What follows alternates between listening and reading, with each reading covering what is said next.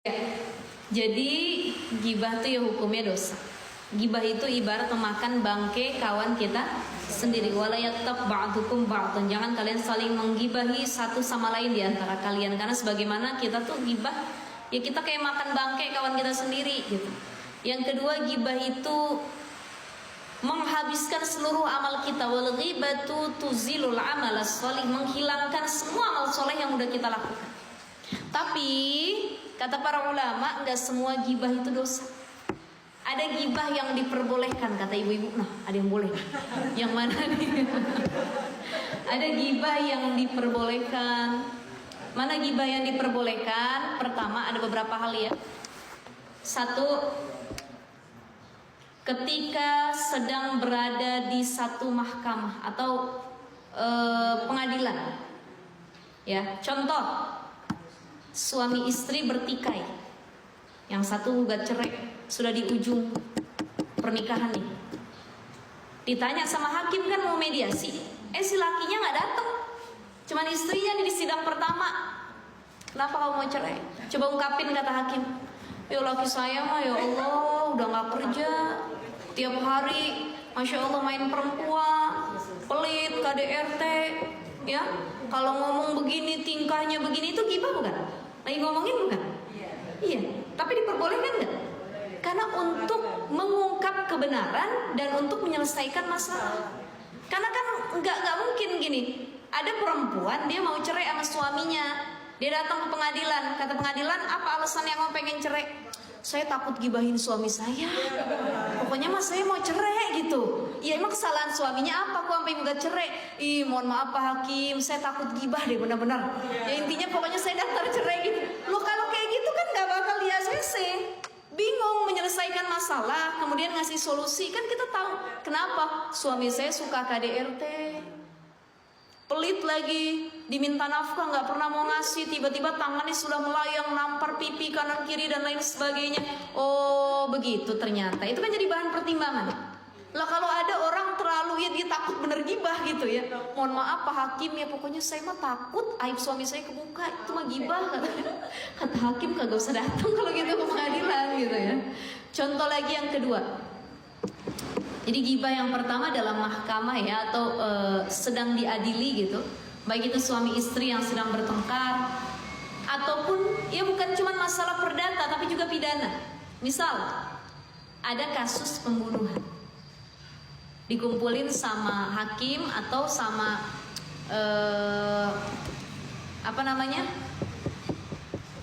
polisi dan lain sebagainya gitu ya. Ditanya, tadi kamu saksi ya? Iya.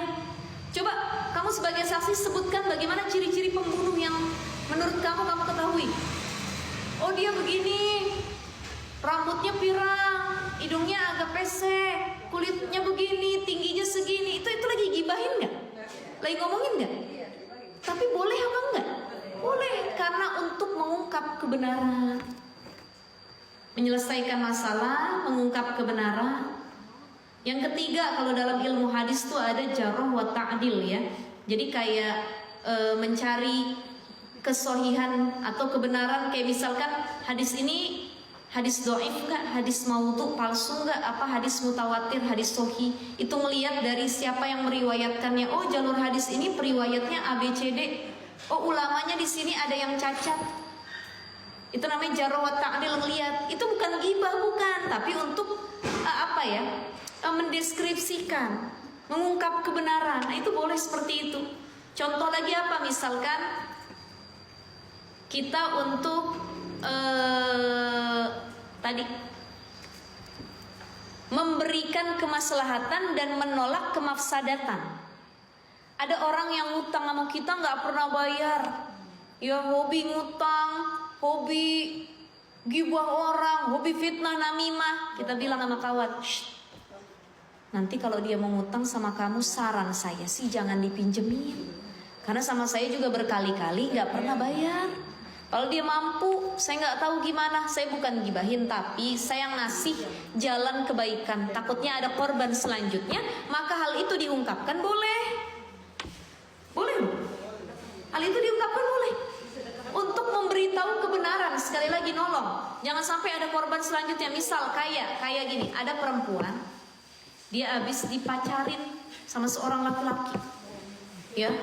Nyata nih laki kenalan nama dia, niatnya bukan buat nikahin, nggak serius, cuman mohon maaf untuk menikmati keperawanannya saja. Habis manis sepah dibuang, udah kelar nih perempuan, hilang masa depannya, dia MBA, married by accident, dia hamil di luar nikah, bla bla bla bla. Dia ngeliat lagi tuh laki ngedeketin kawannya, dia kasih tahu, saran saya jangan ya dek ya, betul ya tadi ya. Jangan ya dek ya, kenapa? Ya saya korbannya, saya tahu dia nih buaya, bukan buaya darat lagi, buaya lautan udah ya pokoknya. Wah udah deh pokoknya ngeri deh. Saya takut banyak korban lagi. Saya yakin dia sama kamu nggak sungguh-sungguh. Kalau ngelihat tingkah-tingkahnya ya cuman tadi habis manis sepah dibuang, ya cuman pengen memanfaatkan dan lain sebagainya. Jangan ya dek ya, udah cukup saya yang jadi korban. Boleh kita seperti itu. Jadi untuk mengarahkan kepada kemaslahatan dan menolak kemafsadatan, biar nggak ada korban-korban barunya, itu boleh. Itu bukan gibah namanya, tapi menyampaikan, menolong orang lain.